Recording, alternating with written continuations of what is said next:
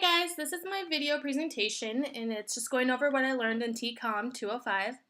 There is much valuable information that I am taking away from this course and that I will apply it to the rest of my college career and career moving forward. The slides to follow explain some of what it was that I learned this quarter and explains the process and outcome of my Fast Fix project. And so first off, we're going to go over the objectives, and those are e-waste, memos, memorandums, and writing professionally, group projects, iFixit, Fast Fix project, course objectives, then a reflection at the end, and some of the challenges that I encountered over this course. So firstly, we have e-waste.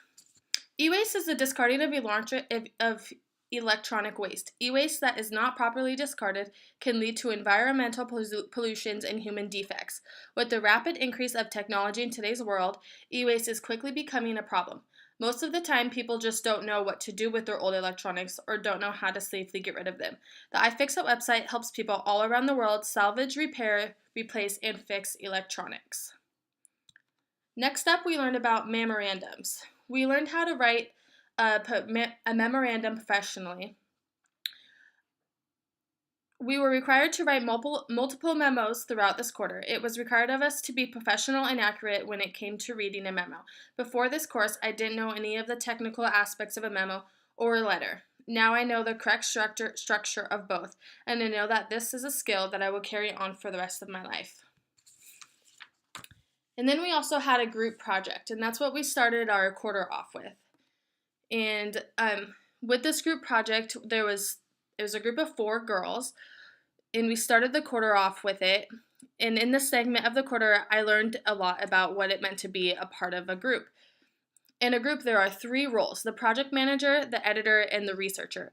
I learned how to be all 3 of these roles effectively and delegate tasks evenly throughout group members. I also learned how to schedule tasks on Kanban flow and how to take effective notes in a group meeting. Although this was not an easy thing to do over an online class, it still taught me that a group presentation has a lot of work that goes into it, and it isn't easier just because it's a group project. In fact, it's more challenging. And now for iFixit. We worked a lot with this company.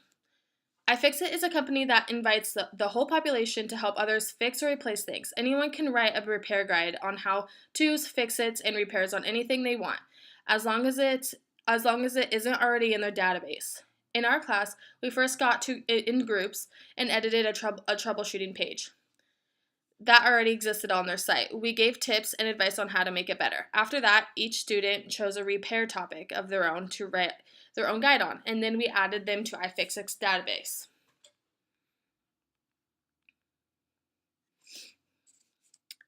And then we did a Fast Fix project, which was our individual projects for the quarter. A Fast Fix project is just part of what iFixit.com offers. It is a quick and easy place to go and learn how to fix or replace everyday household items. They are designed to be simple, quick, and effective. Each Fast Fix has it to be at least 6 steps. My Fast Fix project for this class assignment was on how to replace a washer hose. Here are some of the pictures that I took while I was replacing my washer hose. And I chose this topic because I had just moved into a new house, which means we had to get a new washer and dryer. Prior to this assignment, I had to learn how to replace a washer hose myself, in which I did not know how to do before. So I checked iFixit's database to make sure that this guide has not already been done, and it wasn't. I thought that this guide would be helpful for other people just like me who had no idea how to do this and maybe don't have the resources that I did to learn how. Now they can visit iFixit's website and get the step-by-step guide on how to replace a washer hose. For this Fast Fix project, we had to do usability testing. And I did 3 usability tests to really put my written instructions on how to place a washer hose to the test. I had 3 friends perform a usability test for me. They had to read the directions that I wrote, just as I wrote them, to disassemble and reassemble a washer hose correctly. The first usability test that I did was a little rocky, as expected. I noticed a lot of errors in the instructions that I needed to go back and fix. by doing these usability tests, it really put my instructions into perspective. I basically went back and rewrote every step to make it more clear and successful. Now for the photo shoot. iFixit has some pretty specific guidelines when it comes to taking pictures to go with your instructions. We all know that having pictures with instructions is better and a lot more easy to follow. When I was getting the pictures for replacing my washer hose, I struggled a bit with getting them up to iFixit standards. It was a challenge to get the lighting good enough down in my dark laundry room. I ended up having to adjust the lighting manually on my computer once the pictures were uploaded.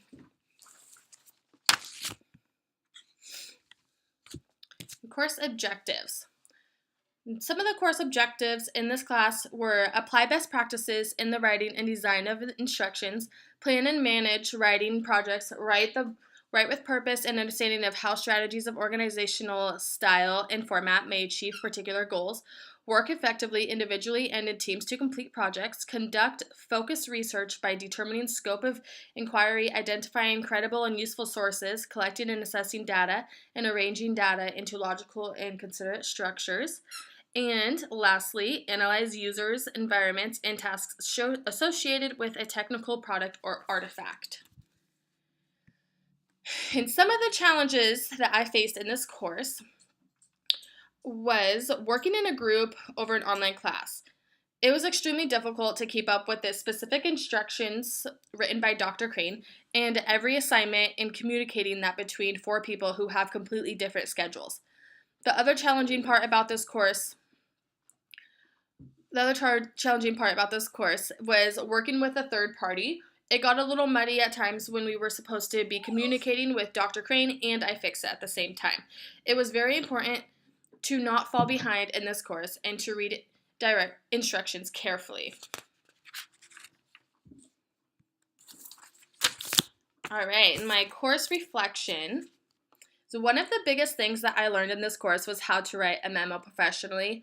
I felt like this is what was repeated all throughout the entire quarter, and I really mastered on how to do it the right way.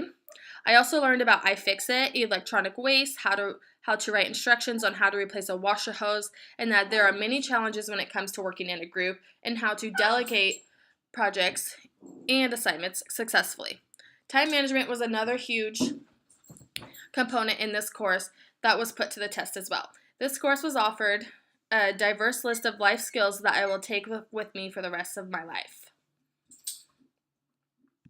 And now the conclusion. So in this video, we went over the memorandum, e-waste, iFixit, group project, the fast fix project, research, and some challenges that I faced, and my reflection of the course.